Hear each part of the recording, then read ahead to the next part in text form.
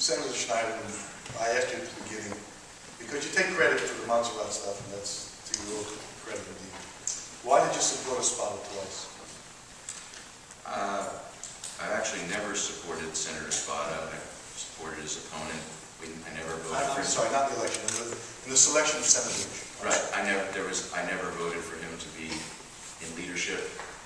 Actually, he only could come back to the Democratic Conference after his bizarre flip to the Republicans and then return.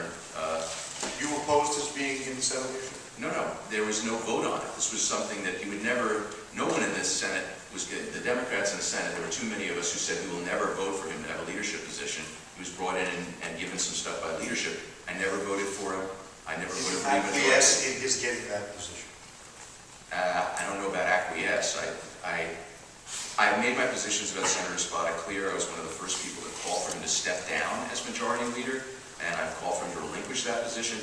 The Republicans, maybe you're confused, Richard, because the Republicans actually voted not just for him to be the leader, but to be the president pro tem of the Senate. The Republicans in the Senate were so desperate to take power. I understand that. Let me finish, Richard. They voted for him to be next in line to be governor.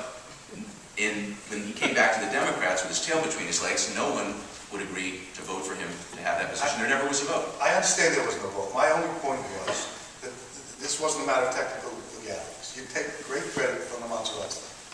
Senator Espada took his position as a leader in the state Senate with the support of the Democratic Conference. That seems to me to be if Montserrat is relevant, so is Espada. I agree completely. And he is under investigation by the Attorney General's office, which prevents me, and I think all of us, from commenting on the specifics of the corruption case against him. I did call for him to relinquish all of his powers or titles or whatever perks he's got. And I don't know that I've been joined by the other candidates for this office. I hope that you will join me in asking that he step down as majority leader. But beyond that, there's a case against him that I will inherit in January when I become the Attorney General. Let me also mention that I'm pretty confident that I have broader support.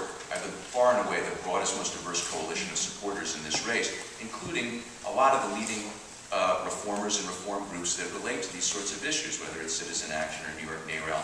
And I do expect that as we continue these debates, my record as an actual reformer, not just challenging structures of government, challenging the power structure in the legislature, and successfully, in some cases, prevailing, will become more and more clear. Why don't you put a resolution on the floor of the Senate stripping him of his powers?